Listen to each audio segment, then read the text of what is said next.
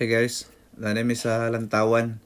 Hindi kami sa Bansalan, sayo man na human dito charity dito Alas 10 na human naman dayon. Di ni agi lang may kapatagan kay ang mga riders ganahan mo agi og kapatagan kay daghan kay kabangkingan. Labi na sa mga first timers.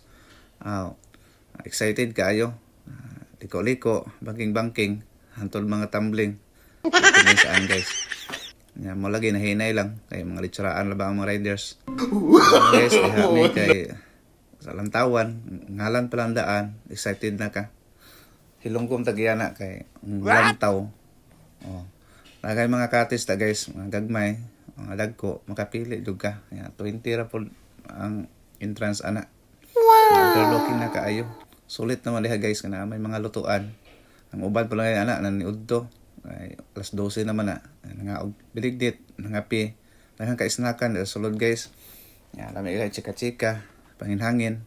Anindot kaya labi na gabi guys, gwapo kay dahil ilaag, makita nimo ang daghang mga suga. Makita mo ang dagat nga walay suga ug ang mga area sa yuta nga daghang suga.